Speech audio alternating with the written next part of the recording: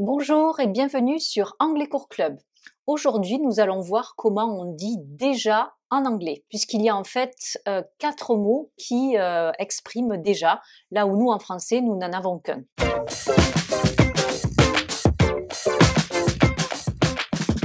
Donc on va le voir à travers des exemples. Premier déjà en anglais, c'est le petit mot yet, qu'on va retrouver dans des phrases interrogatives au present perfect.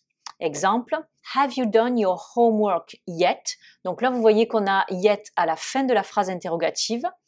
Have you done, c'est bien le present perfect du verbe to do, avec l'auxiliaire have, le sujet, et ensuite done, qui est le participe passé irrégulier de to do. Et donc cette phrase, on la traduira de la façon suivante.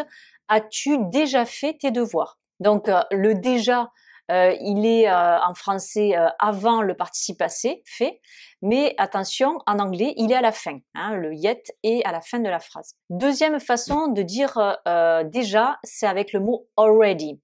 Et là, on va aussi avoir une phrase au present perfect. He's already done the housework. He's already done the housework.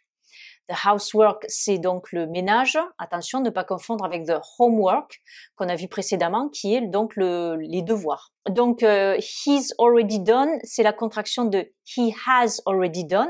Donc là aussi, c'est le present perfect du verbe to do avec l'auxiliaire has, qu'on peut faire en contracté apostrophe S. Et donc, vous avez le already qui est entre l'auxiliaire et le participe passé.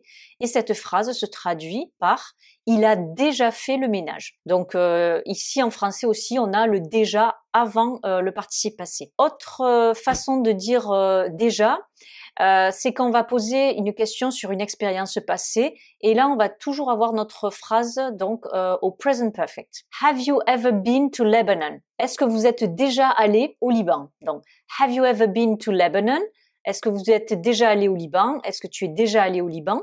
Donc là on a le petit mot ever qui veut dire déjà et on a toujours donc le present perfect have been, qui est le present perfect du verbe to be. Maintenant, on va voir une dernière façon de traduire déjà en anglais, c'est avec le petit mot again. Quand en français, par exemple, on va dire « c'est quoi déjà son numéro de téléphone ?» Eh bien là, oui, on a utilisé aussi le mot déjà.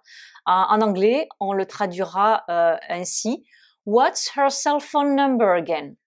What's her cell phone number again? Donc, her. Donc là, on pose la question sur le numéro de téléphone d'une femme, puisqu'on est sur l'adjectif possessif her, alors qu'en français, on ne sait pas si c'est un homme ou une femme. Son, ça, c'est pour le masculin et pour le féminin.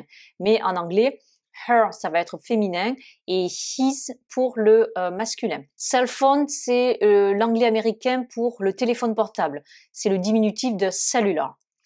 Et donc, on l'a à la fin de la phrase interrogative, What's her cell phone number again? Et en français, on l'aurait juste après le mot interrogatif. C'est quoi déjà son numéro de téléphone portable? Voilà, donc je résume. On a en fait 4 façons en anglais de traduire le mot déjà. Donc, yet, à la fin d'une phrase interrogative, souvent donc au present perfect. Already, plutôt dans des phrases affirmatives.